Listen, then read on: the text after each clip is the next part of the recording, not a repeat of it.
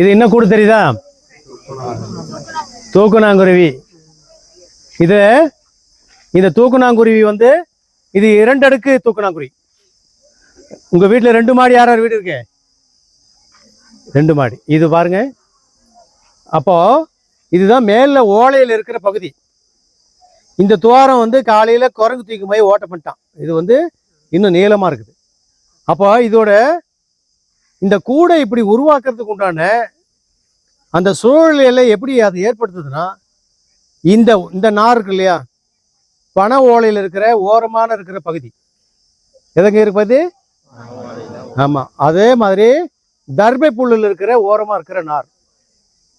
இந்த கூடை உருவாக்குன்ற பொழுது இந்த முட்டைகளை பாம்பிடமிருந்து காப்பாற்றுவதற்கு அவர்கள் ஏற்படுத்தின வழி, இந்த கூடு வழியா இந்த பாம்பு உள்ள போக முடியாது. இதிலிருந்து மேல் அறைக்கு போகும்போது இங்க ஒரு பாதாள அறை இருக்கு, அங்க குருவி மட்டும்தான் போகும். பாம்புகளிலிருந்து காப்பாற்றுறதுக்கு தூக்கணாங்குருவி ஏற்படுத்துத வழி. அப்போ இந்த குருவி இந்த கூட்டை கட்டுறது ஆண் குருவி கட்டுது. அப்ப பெண் குருவிக்கு இந்த கூடு பிடிச்சிருந்ததுன்னா அதை ஊஞ்சல் ஆடுறதுக்கு ஒரு கூடு இருக்கு, அதை பார்த்திருக்கீங்களா? மையத்துல ஒரு வரிசையா இருக்கும், அந்த கூடை கட்டுது. அப்ப இதெல்லாம் உருவாக்குன பிறகு அவர்கள் முட்டையிட்ட பிறகு இதுல ஒரு களிமண் துண்டை கொண்டாந்து வைக்குது. இந்த களிமண் என்ன பார்த்திருக்கீங்களா? உள்ள இருக்கிற களிமண்ண பார்த்திருக்கீங்க. அந்த களிமண் துண்டுல அங்க இருக்கிற இரவு நேரங்கள்ல இருக்கிற மின்மணி பூச்சியை கொண்டாந்து அங்க அந்த களிமண்ணில் ஒட்டுது. எதுக்காக ஒட்டுது? வெளிச்சத்தை ஏற்படுத்துறதுக்கு. பிறகு அதுவே உணவாக சாப்பிடுது. அப்போ அந்த குருவி அந்த முட்டையை அடை காப்பதற்கு வெளிச்சமும், பிறகு அதுவே உணவாக இருப்பதற்காகவும் அதை அந்த மின்மணி பூச்சியை கொண்டாந்து வைக்குது.